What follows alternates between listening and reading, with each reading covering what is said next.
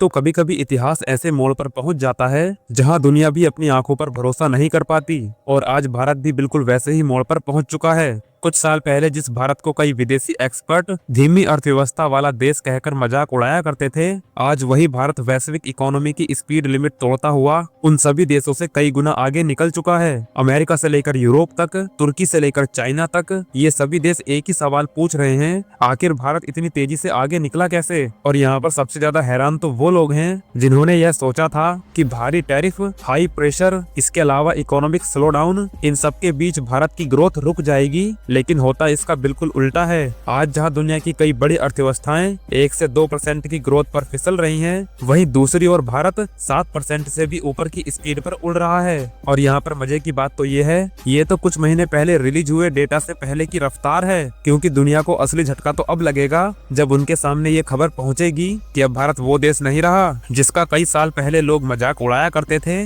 बल्कि आज भारत ने अपनी इकोनॉमिक ग्रोथ को उस लेवल पर पहुंचा लिया है जहां से उसका नीचे आना लगभग इम्पॉसिबल है। तो आज की इस वीडियो में हम उसी चमत्कार को समझेंगे, आखिर भारत ने कैसे दबाव झेला और रास्ते में आने वाले संकटों को अवसर में बदला, और किस प्रकार एक ऐसे सिस्टम का निर्माण किया जिसने पूरी ग्लोबल इकोनॉमी को हैरानी में डाल दिया है। तो बने रहिए वीडियो में आखिरी तक। लेकिन आगे बढ़ने से पहले, भारत की जीडीपी लगातार मजबूत होती जा रही है, उसके लिए कमेंट बॉक्स में जय हिंद जरूर लिख दीजिए। तो चलिए आज की इस वीडियो को शुरू करते हैं। दरअसल आज से कुछ समय पहले माहौल ऐसा था कि भारत के ऊपर चारों तरफ से प्रेशर बनाया जा रहा था। एक तरफ अमेरिका के राष्ट्रपति डोनाल्ड ट्रंप ने भारत के ऊपर बड़े बड़े टैरिफ लगाए, इसके अलावा कई विदेशी निवेशकों को भारत से दूरी बनाने की सलाह दी गई, और अलग अलग देशों की लॉबी भारत के खिलाफ माहौल तैयार कर रही थी। उनके हिसाब से भारत को 5% की ग्रोथ पार करना भी मुश्किल था, और उस समय रिपोर्ट्स भी यह साफ कह रही थी कि भारत की ग्रोथ लिमिट 5% से ऊपर नहीं जा सकती। इसके अलावा भारतीय रिजर्व बैंक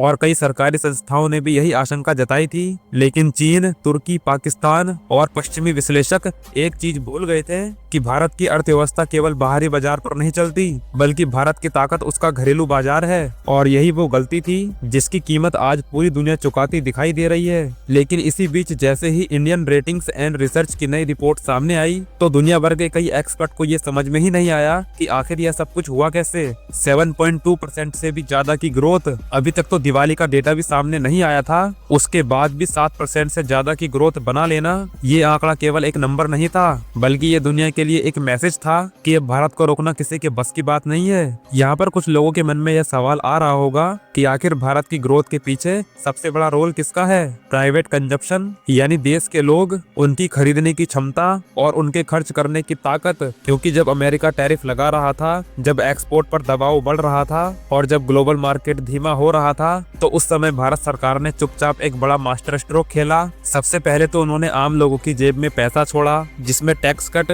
जीएसटी सुधार, मिडिल क्लास को राहत, इसके अलावा एमएसएमई को सपोर्ट करना, ये सारे पॉइंट शामिल थे। और इसका नतीजा ये हुआ कि घरेलू खरीदारी ने एक्सपोर्ट में आई कमी को पूरा कर दिया। आज भारत का बाजार इतना विशाल है कि दुनिया की मंदी को अकेले ही झेल सकता है। यहाँ पर भारत सरकार ने 2 सेक्टरों में सबसे ज्यादा जोर लगाया। सबसे पहले तो इंफ्रास्ट्रक्चर, जिसमें highway, airport, railway, logistic corridor, इन सब ने मिलकर देश भर में करोड़ों नौकरियां पैदा की और बाजारों को डायरेक्ट ऊर्जा पहुंचाई। इसके अलावा दूसरा सेक्टर है मैन्युफैक्चरिंग का, जिसमें पीएलआई स्कीम, बड़े बड़े विदेशी निवेश, इसके अलावा मेक इन इंडिया को पुश करना, और इतना ही नहीं बल्कि इलेक्ट्रॉनिक्स, ऑटो, सेमीकंडक्टर और डिफेंस सेक्टर में भी धूम मचाई, जिससे भारत को एक बहुत बड़े लेवल पर फायदा हुआ। क्योंकि जब फैक्ट्रियां चलती है तो नौकरी मिलती है, और जब नौकरी मिलती है तो लोगों की जेब में पैसा आता है, और जब लोगों के पास पैसा आता है तो बाजार अपने आप चलने लगते हैं, और जब किसी देश के बाजार तेजी से चलते हैं तो उसकी इकोनॉमी अपने आप ही तेजी से उछलने लगती है। और यही चक्र आज भारत को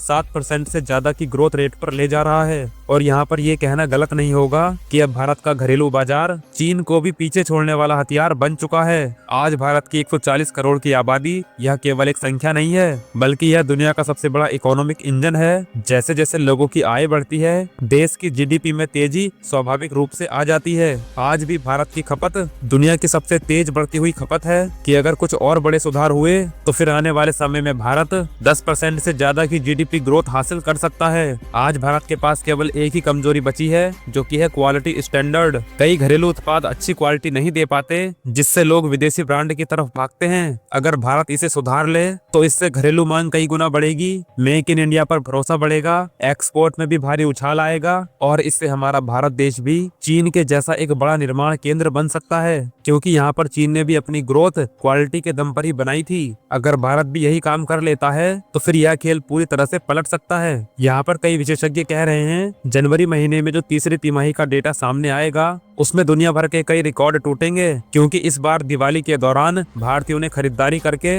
इतिहास के सारे रिकॉर्ड तोड़ दिए हैं। और इतना ही नहीं बल्कि इलेक्ट्रॉनिक्स, रियल एसेट्स, इसके अलावा गोल्ड, ज्वेलरी, हर सेक्टर ने जबरदस्त ग्रोथ दिखाई है। अगर भारत की यही रफ्तार जारी रही तो आने वाले टाइम पर भारत की ग्रोथ दुनिया में सबसे तेज हो सकती है। आज पूरी दुनिया इस बात को लेकर हैरान है, आखिर इतनी सारी मुसीबतें आने के बाद भी भारत रुका क्यों नहीं। आज दुनिया के बड़े बड़े विशेषज्ञ केवल एक ही बात पूछ रहे हैं, आखिर इतने सारे दबाव के बाद भी भारत इतनी तेजी से कैसे आगे बढ़ रहा है। तो इसका जवाब बहुत ही आसान है। दरअसल अब भारत की इकोनॉमी मैच्योर हो चुकी है, अब कोई भी दबाव इसे नहीं रोक सकता। अब चाहे कोई भी देश टैरिफ क्यों न लगा ले, कितने भी राजनीतिक प्रेशर क्यों न डाल ले, अब भारत के ऊपर कोई भी असर नहीं पड़ने वाला, क्योंकि अब भारत दूसरे देशों के दम पर नहीं बल्कि खुद के दम पर आगे बढ़ता है। यहाँ पर कुछ लोग सोच रहे होंगे कि भारत की ग्रोथ इसी रफ्तार से आगे बढ़ती रही तो आने वाले सालों में भारत कहाँ पहुँच जाएगा। तो आपकी जानकारी के लिए बता दें कि अगर भारत का घरेलू बाजार मजबूत होता है, सरकार छोटे छोटे सुधार जारी रखती है, इसके अलावा मेड इन इंडिया को प्राथमिकता दी जाती है, तो फिर भारत 7 या 8% नहीं बल्कि 10% से ज्यादा की ग्रोथ में प्रवेश कर सकता है। और ये वही मोड़ होगा जहाँ भारत दुनिया की तीसरी नहीं बल्कि दूसरी सबसे बड़ी अर्थव्यवस्था बनने की तरफ आगे बढ़ेगा। इसके अलावा अगर भारत की जीडीपी के इतिहास के बारे में बात करें तो इसे जानने के लिए हमें थोड़ा पीछे जाना पड़ेगा।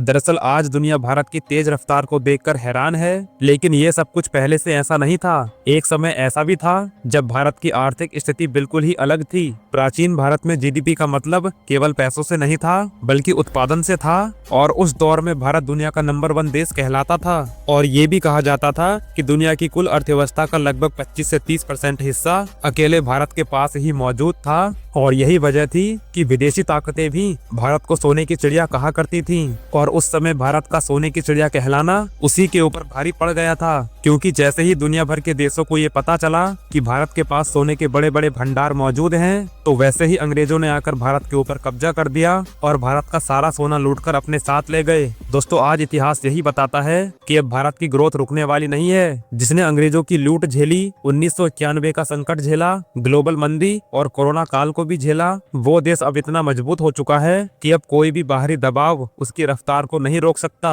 फिलहाल दोस्तों भारत की जीडीपी ग्रोथ इतनी तेजी के साथ आगे बढ़ रही है, इस बारे में आप सभी का क्या कहना है? अपनी राय कमेंट बॉक्स में जरूर बताइए। तब तक के लिए जय हिंद, जय भारत।